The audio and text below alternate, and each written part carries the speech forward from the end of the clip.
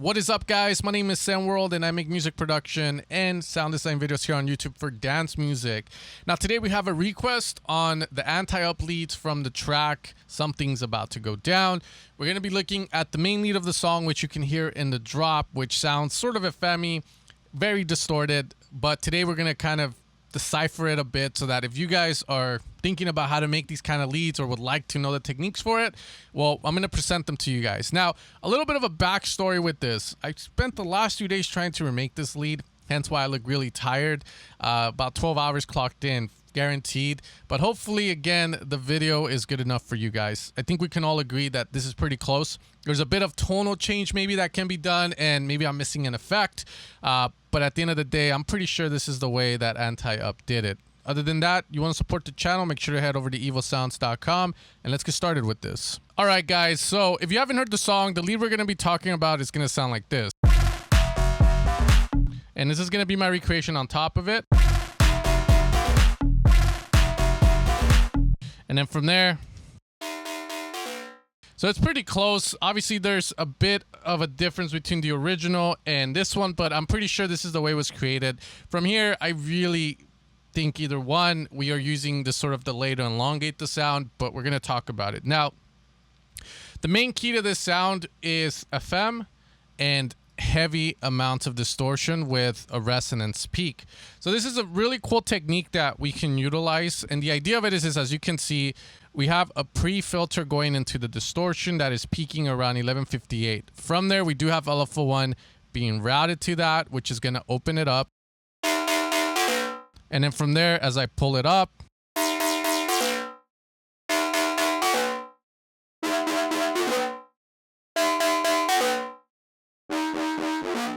you can see that when you put a resonance really high up, usually what's going to happen is you're going to self-oscillate the sound. And what that means is that, for instance, let's say that I open up another instance of Serum, it's going to create a tone for me. So usually some filters will do this where it self-oscillates, but I don't know if Serum does it, but the idea is this. If I play this saw, breaks ears. Now, if I distort that very heavily, obviously you can kind of think, oh, okay, cool, like hardstyle sweet. Maybe at a lower octave. But you can do a lot of really cool stuff. So the main technique used in the sound, in my opinion, is going to be this. And, you know, Chris Lorenzo's and Chris Lake's sound is very analog based, as digital as it sounds. But again, from here, I have to have the right tone in order to execute that or even get close. And that's where it gets really hard. So in order to kind of get the right tone from there, once we have the distortion, we do have a bit of FM happening. And this is what I originally had. But this distortion was essentially the key to creating the sound. And obviously you can see we can fine tune a lot of things in order to get it closer. We can play around with FM. But now from there, let's go on to some of the other techniques here, because I'm assuming you guys know a little bit about Serum. And if you don't, I do have a whole series on the complete guide to master Serum. Okay, so from here, we are just doing a bit of FM. And when I first heard the sound, I thought, you know what? This is an FM-based sound. So we get rid of distortion. I thought that was it. So for this sound, the reason I decided to go with the sine and saw FM is usually I like to keep it simple with FM. So we have the sine. We're going to FM from B. You can do that here. So we're going to go here, FM from B. From there, let's get rid of this for now. And then we're just going to put the FM up. And then from there, we do have a bit of a ratio change that's going to occur. So right now we're at 101. Can barely hear that. But the moment I start to put this up, the FM ratio increases from 101 to 102 now because this is up one octave.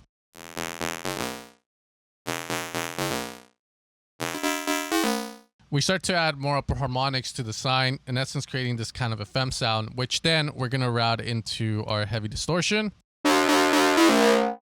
Okay, from there, let's just fine tune. And now the key here is obviously we're going to run the distortion pre and then just kind of have a sweep.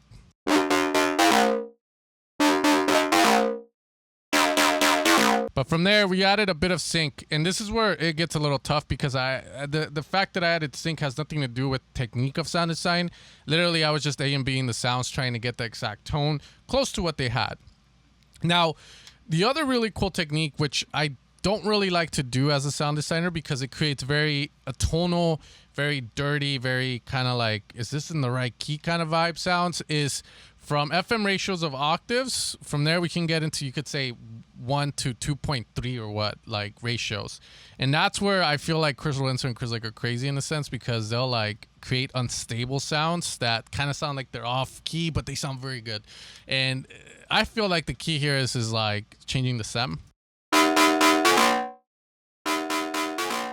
From 0, we go to 1. You can see that it sort of sounds a little off, but it has character, which I think it's the purpose of it. So +2, +3. You can see how it kind of still has the same key because of our sine. The sine is still staying in the same, but it's being influenced by, again, this guy here, which is altering the way this is going to look.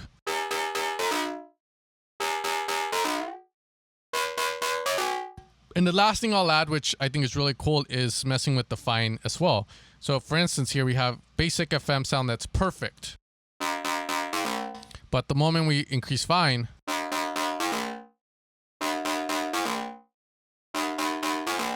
you can kind of see how, it starts to lose a little bit of like the exact key, but it gives flavor. It doesn't sound too bad when you put it in a song where it's essentially like going ham. So I thought that was really cool.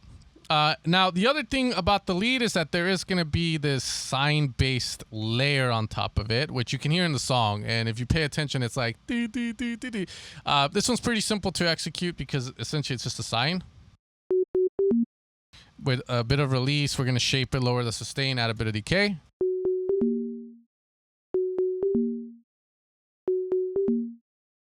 From there, we can play around with it. So this is not what they did because this is essentially the sound they had, but we can put a coarse pitch, which is bipolar, means goes negative and positive.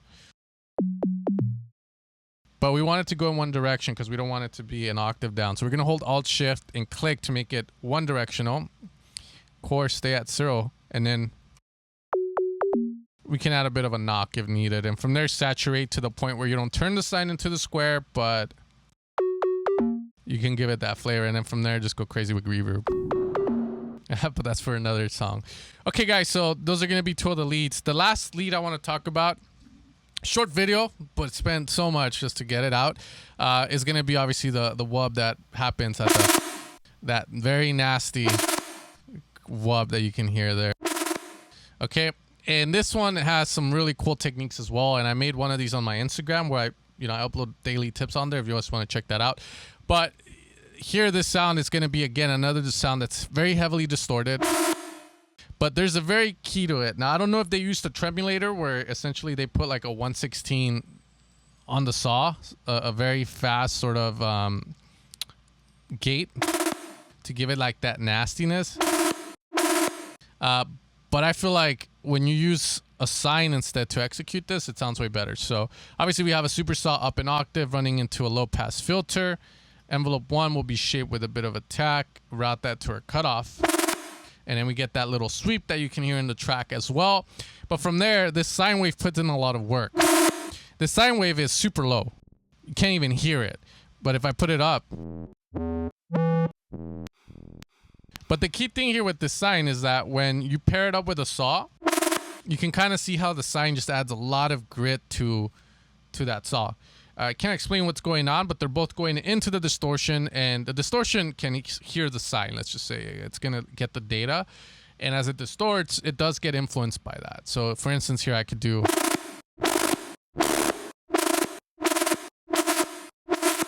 And you can get some, again, very cool sounds with character doing this, which I think is super cool. But again, another cool kind of sound. From there, just heavy distortion. And the last thing I'll say is the key to this is a plate reverb, which is 2-dimensional. What that means is that there's really no depth to it, but it just sounds in your face. Okay, if I get rid of you can see how it just sticks to the saw really well, and then it has a very kind of metallic sort of reverb to it. I can lower the width down, so that's way it's down the center, and as you can see there. But again, some cool stuff, and it also sounds like a bunch of like pennies falling into a metal grate and stuff. So I thought that was pretty cool.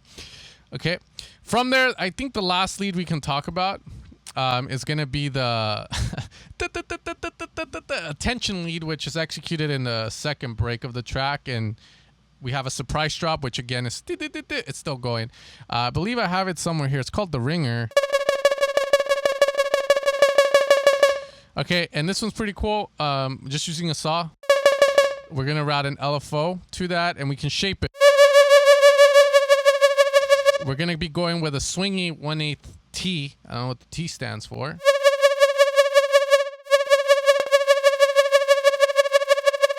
And we can create these crazy sounds. Now, the other thing is that obviously this one's not very exact. So another thing I kind of thought they probably did is utilize the ring mod.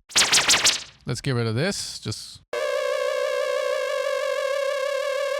and from there, let's add maybe this.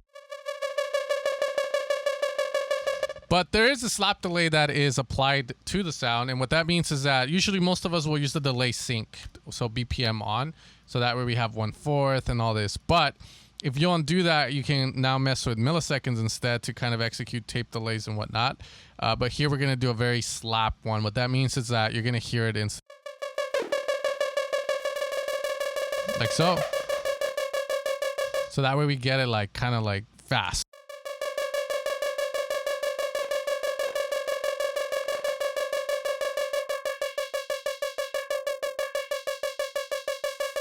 And you can do it as however you want from there.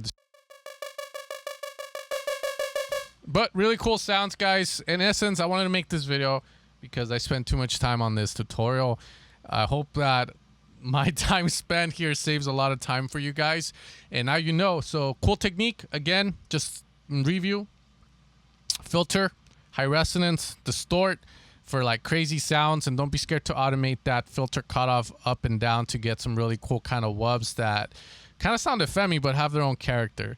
You know, in all honesty, anti-up, very analog sound, so I can definitely see them going on damn Moog, high resonance, and running it through some heavy distortion, or maybe it's a preset, who knows. But other than that, you guys take care, you guys have a good night, and I'll catch you guys next time for another video. Take care and peace out.